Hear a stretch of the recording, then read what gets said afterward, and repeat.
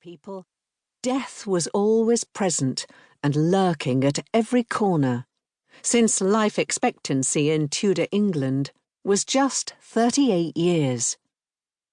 Even if one survived the dangers of the birth process and the first days of life, diseases such as diphtheria, whooping cough and measles presented mortal dangers. Life expectancy grew higher if a child survived until its 5th year, but older children and adults were at constant risk of death from accidents. A simple flesh wound could lead to death, considering the high risk of contracting tetanus or a deadly infection. Epidemic diseases swept through England on a regular basis, killing children and adults alike. Although physicians in Tudor England had no knowledge of microorganisms and germs, it was widely understood that virulent diseases spread easily in dirty and cramped London, where people lived in close quarters.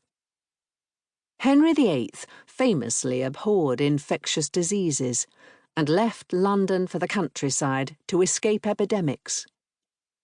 In July 1518, one worried observer wrote to Cardinal Thomas Wolsey that Henry VIII left London, "for they do die in these parts in every place, not only of the smallpox and measles, but also of the great sickness, plague."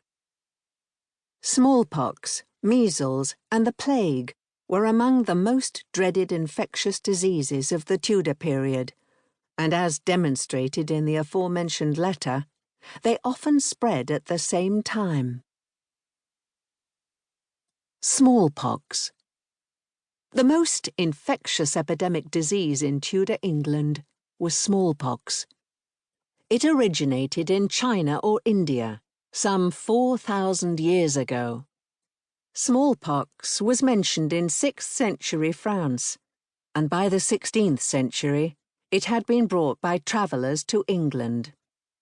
It's believed that the earliest references to smallpox in England occur in letters written in 1514 and 1518. Henry VIII contracted smallpox in 1514 when he was 22 years old. In March 1514, Peter Martyr wrote that Henry of England has had a fever. The physicians were afraid for his life, but it ended in the smallpox.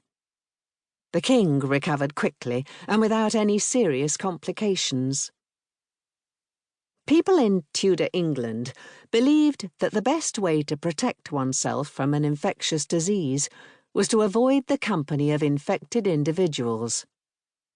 In May 1528, for example, Henry VIII separated his mistress, Anne Boleyn, from other women at court because my Lady Princess and others of the Queen's maidens were sick of the smallpox. In 1544, physician Thomas Fair wrote in his medical treatise, Regiment of Life, "The signs of smallpox are itch and fretting of the skin, as if it had been rubbed with nettles, pain in the head and back, etc. Sometimes as it were a dry scab or lepre spreading over all the members. Otherwhiles in pushes, pimples and wales, running with much corruption and matter, and with great pains of the face and throat, dryness of the tongue, hoarseness of the voice, and in some, quiverings of the heart with soundings." In October 1562, Queen Elizabeth I contracted smallpox and almost died of it. On 16 October 1562, it was reported that she had been very sick and not likely to survive. The Queen has been ill of fever at Kingston, and the malady has now turned to smallpox. The eruption cannot come out, and she is in great danger. Cecil was hastily summoned from London at midnight. If the Queen die, it will be very soon, within a few days at latest. And now all the talk is who is to be her successor.